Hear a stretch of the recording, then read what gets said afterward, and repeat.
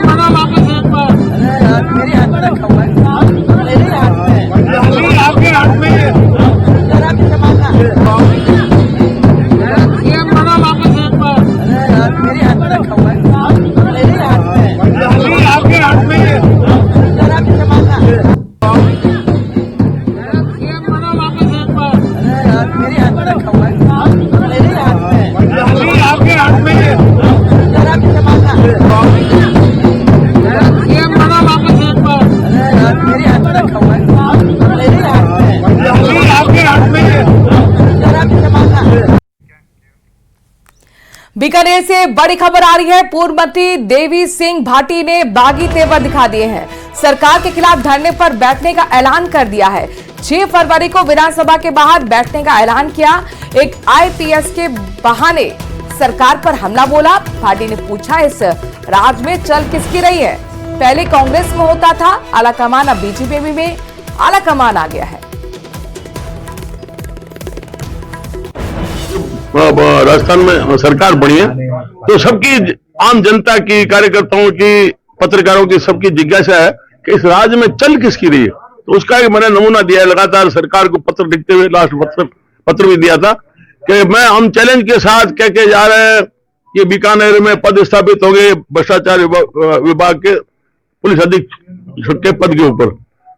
उसके बावजूद भी कुछ हुआ नहीं, वो तो हो गए।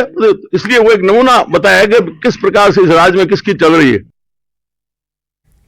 और अब बात करते हैं आज की सबसे बड़ी और महत्वपूर्ण खबर की। दरअसल राजस्थान के लिए आज का दिन बहुत महत्वपूर्ण है।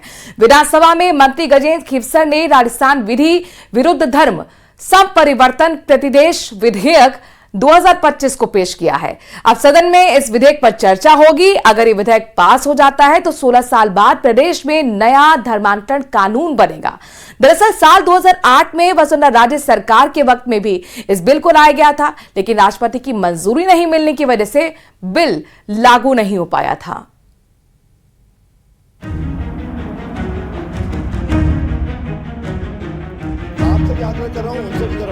सरकार ने क्या प्रयास किए आप बताइए। आप यह मिथ्या तथ्य पेश कर रहे हैं। धर्मांतरण विरोधी विधेयक सदन में पेश। विरोध धर्म संपरिवर्तन प्रतिषेध विधेयक 2025 को पुनर्स्थापित करने की आज्ञा के लिए प्रस्ताव करता। जबरन धर्मांतरण पर 10 साल तक सजा का प्रावधान। विधानसभा में मंत्री गजेंद्र सिंह खीवसर ने किया पेश।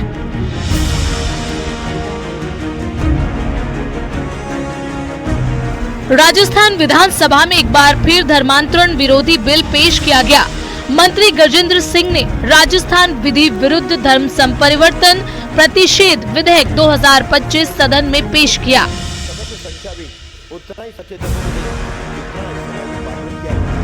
इस बिल को बजट सत्र में ही बहस के बाद पारित कराया जाएगा। विधेयक के पारित होने की तिथि बाद में निर्धारित होगी। गलत प्रचार कर, आर्थिक रूप से प्रलोभन देकर, भविष्य के झूठे झूठे समझबाग दिखाकर धर्म परिवर्तन कराते थे। साथ रहने का समझबाग दिखाकर उन सब की रोकथाम के लिए विधेयक लाया गया है। भविष्य में सभी धर्मों में, सभी समाजों में सामंजस्य रहे, प्रेम भाव रहे आरोप नहीं लगे, किसी भी बहन बेटी के साथ अन्याय नहीं हो, किसी व्यक्ति और भाई के साथ अन्याय नहीं हो, उसकी इच्छा के विरुद्ध कुछ भी नहीं हो, इसीलिए विधेयक लाया गया है। करीब 16 साल पहले वसुंधरा राजे सरकार में भी इस बिल को पारित कराया गया, लेकिन राष्ट्रपति की मंजूरी नहीं मिलने से बिल कानून की शक्ल नहीं ले पाया। सरकार को उम्मीद है कि इस बिल के कानून बनने से जबरन धर्म परिवर्तन पर रोक लगेगी और किसी भी वर्ग के साथ अन्याय नहीं होगा। हुआ है, जिस दिन चर्चा होगी तब पूरी बात करेंगे, किन किन मुद्दों पे लेके आ रहे हैं, किस प्रकार की बातों को लेके आ रहे हैं, क्या संविधान के अनुरूप लेके आ रहे हैं, संविधान से अलग लेके आ रहे हैं, सारी बातें जब पर पहले भी विधानसभा से यहाँ से पास हो चुका है, सब कुछ हो चुका है, क्या जरूरत आपको लग रही है कि इस वक्त में इसको वापस भेजा गया है शायद, इसलिए वापस इसको कर रहे हैं। पर जिस दिन बिल आएगा उस दिन इसमें पूरी अपन चर्चा करेंगे, पूरी बात को विधानसभा के अंदर रखेंगे। झारखंड, कर्नाटक और गुजरात में ये कानून पहले से ही लागू है। राजस्थान विधि विरुद्ध धर्म संपरिवर्तन प्रतिषेध विधेयक 2025 में कई कठोर प्रावधानों को रखा गया है, जिसके तहत जबरन धर्म परिवर्तन पर 3 से 10 साल की सजा हो सकती है। एक से ज्यादा बार अपराध करने पर सजा दोगुनी होगी। धर्म परिवर्तन में मदद करने वाले भी अपराधी माने जाएंगे। धर्म परिवर्तन कार्यक्रम के लिए 30 दिन पहले कलेक्टर को सूचना देनी होगी। इसके अलावा मर्जी से धर्म परिवर्तन के लिए 60 दिन पहले ही कलेक्टर को सूचना दी जानी चाहिए। पीड़ित को 5 लाख रुपए तक मुआवजे का प्रावधान भी है। इस अपराध को गैर जमानती माना जाएगा। पारिवारिक न्यायालय विवाह को निरस्त भी कर सकता है। गौरतलब है कि 30 नवंबर 2024 को मुख्यमंत्री भजनलाल शर्मा की अध्यक्षता में हुई राज्य मंत्रिमंडल की बैठक में जबरन धर्म परिवर्तन विधेयक के मसौदे को मंजूरी मिल चुकी है। Bureau report, news 18 Rajasthan. Rajasthan Vidhan Sabha में सत्र की कार्रवाई लगातार जारी है। नेता प्रतिपक्ष टीकाराम जूली ने सरकार को कई मुद्दों पर घेरा है। टीकाराम जूली ने कहा कि पहले ही दिन मंत्री जवाब नहीं दे पाए, सरकार पहले ही बजट को खर्च नहीं कर पाई। इससे साफ है कि ग्रामीण विकास के प्रति सरकार कितनी चिंतित है। हमारे तो सरकारी बच्चों साथ और ही जलो तो महीने कोई भी उपकरण अगर कम है तो हमारे कोटों पैसा देना और उपकरण में पूरा खत्म हो सकता है। विधानसभा में आज क्या कुछ रहा? नेता प्रतिपक्ष टीकाराम जूली हमारे साथ में मौजूद है। सर, आज एक तरह से कार्रवाई शुरू हुई है, जो राज्यपाल का अभिभाषण था, उसके बाद में धर्म परिवर्तन कानून भी रखा गया है, कई और भी मुद्दे यहाँ पर रखे गए। क्या विपक्ष का आज रहा नजरिया, क्या बातचीत आपने? देखिए, पहले तो मैं धन्यवाद दूंगा हमारे सदस्यों को, जिनके क्वेश्चन बहुत अच्छे लगे थे। किसानों पे लगे थे, ग्रामीण जनता पे लगे थे, बिजली की समस्या को लेकर लगे थे, लेकिन किसी भी क्वेश्चन का संतुष्टि पूर्वक कोई जवाब मंत्री नहीं दे पाए। मंत्री तैयारी के साथ ही नहीं है। मुख्यमंत्री जी ने अपनी कैबिनेट की मीटिंग में इनको कहा कि आप तैयारी से आओ, उसके बावजूद मंत्री तैयारियों में नहीं है। हम पूछते कुछ है, बताते कुछ है, गुमराह करके भाषण देके बैठ जाते हैं। ये तरीका गलत है। जनता उम्मीद करती है कि जब विधानसभा के अंदर हमारा क्वेश्चन लगेगा तो उसका समस्या का समाधान होगा। उसके बावजूद भी अगर मंत्रियों का यही रवैया है तो फिर ये विधानसभा चलाने का मतलब क्या हुआ? धर्म परिवर्तन कानून को लेकर के आज पटल पे रखा गया है। देखिए, पटल पे रखा है। अभी जब जिस दिन चर्चा होगी उस दिन पूरी बात बताएंगे। आज भी देश के अंदर जबरदस्ती कोई धर्म परिवर्तन नहीं करा सकता, ये कानून मौजूद है। और ये क्या लेके आए ये तो एक बार जब आ जाएगा तभी पता चलेगा। किरोड़ी जी को लेकर के भी आपने कहा कि वो पहले दिन ही नहीं आए। किरोड़ी जी देखिए बीमार नहीं है, उनको जबरदस्ती बीमार किया जा रहा है। सरकार का प्रेशर है उनके ऊपर कि वो छुट्टी लें, विधानसभा में नहीं जाएं। वो पहले ही कह चुके हैं कि हाजी के दरबार में नाजी का काम नहीं है। तो वो पुराने नेता हैं, ऐसे नेता हैं जो अपनी बात अपने तरीके से रखते हैं। तो उनको जिस प्रकार से रोका जा रहा है तो वो उनको वो चीज़ अच्छी नहीं लग रही, इसलिए वो बार बार छुट्टी ले रहे हैं। अभी आपका जो समय है वो आवंटित कर दिया गया सभी का बराबर। क्या प्रायोरिटी रहेगी, किन मुद्दों पर उस समय को इस्तेमाल करें? हमारी प्राथमिकता जो आम जन से जुड़े हुए इश्यूज हैं, विशेष रूप से युवाओं को रोजगार की बात है, कर्मचारियों के अलग अलग कैडर के अंदर वेतन विसंगति की बात है, संविदा कर्मियों की बात है, जिलों की बात है, बेरोजगारी महंगाई की बात है। इन सारी चीज़ों को लेकर हम बात रखें। बहुत बहुत शुक्रिया आपका। तो आप हैं टीकाराम जूली, जो कि आज सत्र के दौरान जिस तरह से बातचीत की गई उसमें उन्होंने अपनी बातचीत रखी, खास तौर पर जो धर्म परिवर्तन कानून है और जो प्रदेश की जनता के कानून है और प्रदेश में जिस तरह की हालात हैं, जो सवालात हैं उनको लेकर के इनका जो बड़ा सवाल ये था कि जो जवाब है वो दिया जाना चाहिए, इसके अलावा इधर उधर की बात नहीं की जानी चाहिए। कैमरा पर्सन दिलीप चेची के साथ में अरबाज अहमद, न्यूज़ 18 के लिए जयपुर से। वहीं मंत्री अविनाश गहलोत का एक वीडियो सोशल मीडिया पर बहुत तेजी से वायरल हो रहा है, जिसमें वो कहते नजर आ रहे हैं कि हमारी सरकार तो पर्ची से ही चल रही है। दरअसल पाली में एक कार्यकर्ता मंच पर उद्बोधन के दौरान एक पर्ची देता है, जिस पर गहलोत ठेका लगाते हुए कहते हैं कि हमारी तो सरकार पर्चियों के साथ ही है, कहते हुए फिर से ठेका लगाते हैं।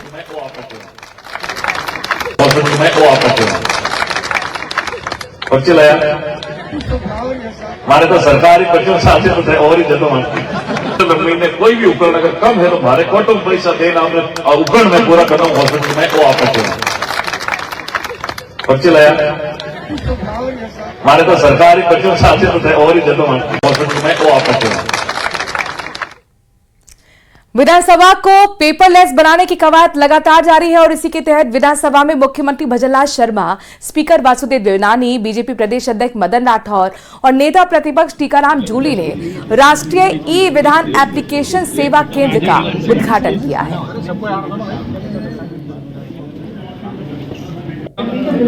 तो विधानसभा को पेपरलेस बनाने की तैयारी है और नेवा सेवा केंद्र का उद्घाटन, जिसमें खुद मुख्यमंत्री भजनलाल शर्मा, स्पीकर वासुदेव देवनानी, मदन राठौर, नेता प्रतिपक्ष टीकाराम जूली मौजूद रहेंगे।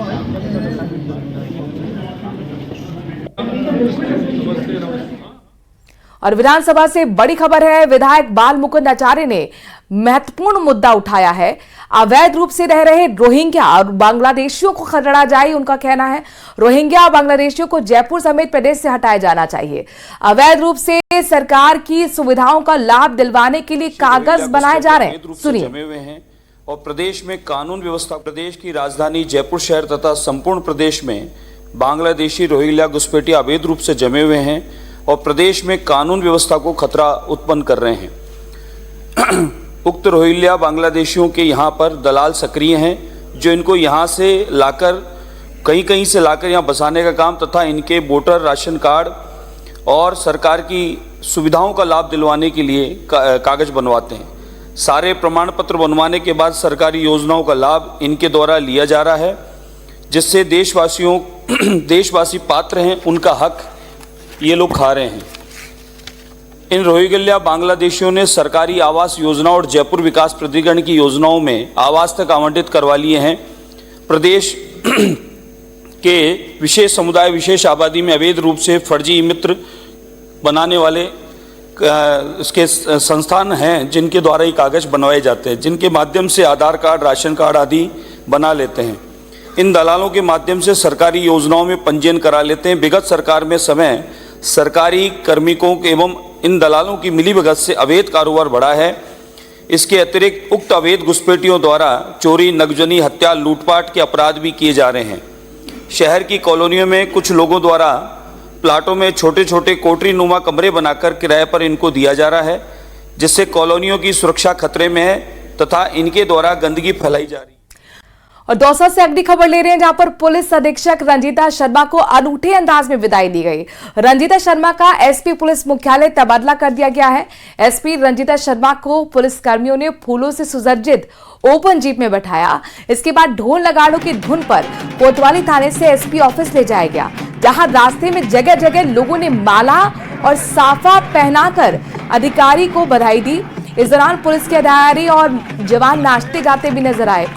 एसपी रंजीता शर्मा के साथ आईपीएस लोकेश सोनवाल को भी विदाई दी गई है।